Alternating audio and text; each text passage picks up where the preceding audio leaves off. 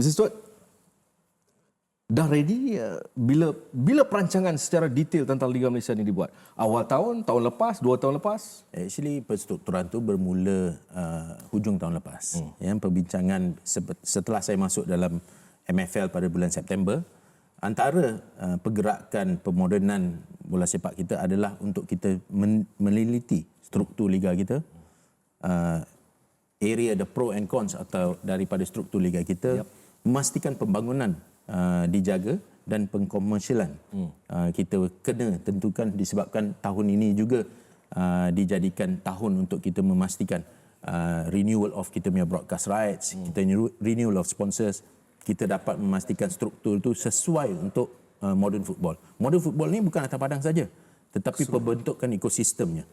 Apa yang kadang-kadang tidak diwawakan banyak daripada sistem pembangunan yang kita telah buat, perbincangan dengan FAM mengenai jumlah perlawanan belik dan presiden, gap antara after 21 nak masuk ke Liga Super ni, gap yang terlalu besar untuk a big pool of players untuk mendapatkan minit. Itu semua konsep pembangunan yang kita telah juga terapkan di dalam penstrukturan semula ini. So far pemegang taruh agreed, disagreed, ada grup yang disagree dengan apa yang berlaku? Daripada awal tahun ini saya telah bersemuka dengan semua CEO. Meet one on one untuk mendengar. Semua CEO ada konsep yang berlainan. Konsep di mana kita ada example kita ada 10 perubahan.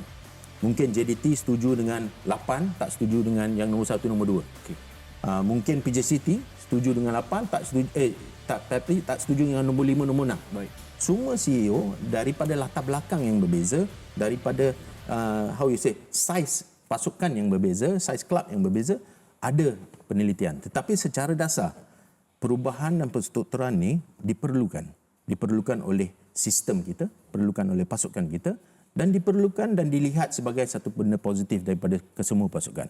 Kalau tanya saya positif. Sebab saya rasa sampai bila kita nak duduk dalam kepompong yang lama, macam tu je kot tak? Saya positif. Saya positif dekat Liga Simpanan sebenarnya.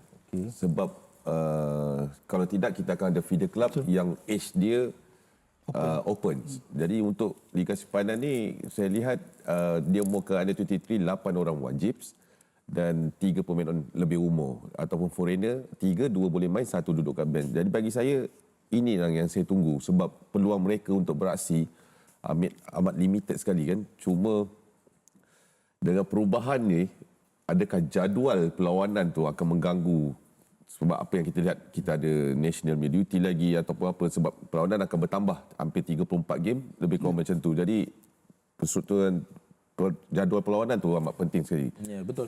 Tahun ni kita telah lihat mungkin sedikit cacar marbah jadual perlawanan disebabkan awal tahun ni kita ada 16 game yang tertunda dalam Negeri Sembilan, Pahang, COVID dan juga penundaan pasukan Terengganu dan Selangor disebabkan tugasan-tugasan SEA Games. Di situ bermula juga isu-isu yang kita hadapi sekarang di mana mungkin kepadatan kalender tersebut dengan juga hosting of qualifiers, Asian Cup qualifiers yang kita ada di sini, yang pasukan kebangsaan kita telah berjaya to qualify for Asian Cup pertama kali dalam 40 lebih tahun. Hosting of Kuala Lumpur untuk AFC Cup, hosting of JDT untuk AFC Champions League. Semua itu tidak ditahu kita bila kita buat jadual pada bulan November dan Disember. Dan bila COVID kena, AFC Cup kena, Champions League kena, Asian Cup qualifiers kena, di situlah prioriti yang kita terpaksa beri kepada pasukan dan juga kepada terutamanya kepada pasukan kebangsaan. Sebagai Exco Persatuan Polis Pelusukan Malaysia, di kalangan media melihat perubahan ini, apakah of course ada pro and con dan sebagainya. Kita kena lihat perkara ini secara holistik. Pasal pada saya, satu adalah kesinambungan daripada level standard of liga kita. Daripada 2 tahun sebelum ini, kita dah buat satu transaksi daripada persatuan, daripada FA tukar kepada FC. So maybe this is the next level yang kita harus berubah in terms of pensusunan liga kita lah. So pada saya ini adalah satu perubahan yang baik kerana dah sekian lama kita tak ada satu struktur yang baru. So last tak salah saya is 2003 Liga Perdana, dan lepas tu 2004 kita ada Liga Super. Dan ini adalah selepas hampir 18 tahun kita tak ada perubahan liga, struktur baru. So ini ada. So bagi pihak media pula, kami memandang benda ni lebih pada ke arah komersial. Kerana of course lebih banyak game dan lebih banyak konten. Cuma kita nakkan benda tu kualiti liga kita meningkat. Dan dalam masa yang sama kita ada satu liga yang kompetitif, bersaing di standard liga yang lebih tinggi dalam Asia Tenggara. 18 pasal ini secara, kalau yang duk tanya lagi macam mana nak start ni macam ni. Okay, ini struktur semasa yang mungkin akan ada penambahbaikan Mr. Suat. Ini jangkaan awal.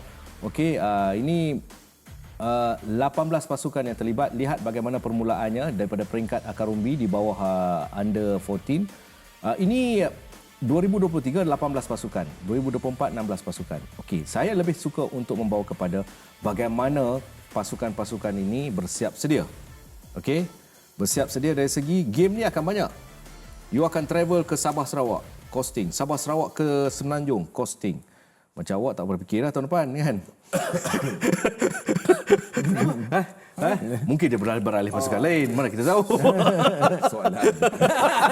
Ini soalan ke sini ni. Ni yang mana ni? Topik mana? Topik yang mana ni? Betul. Akan ada komplain daripada tim-tim? Daripada komplain daripada tim adalah peluang untuk memastikan macam Abang Izzah cakap, peluang dan kos ada dua different arguments. Kos memang sentiasa ada. 90% daripada atau 80 sehingga 90% kos pasukan adalah gaji. Dan gaji itu telah ditetapkan untuk 11 bulan. Dan sekarang kita mengisi kalender dengan jumlah perlawanan tambahan.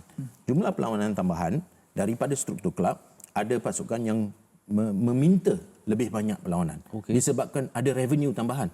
Because jikalau tahunya bisnes bola sepak ni, every home game dijadikan peluang untuk generate revenue.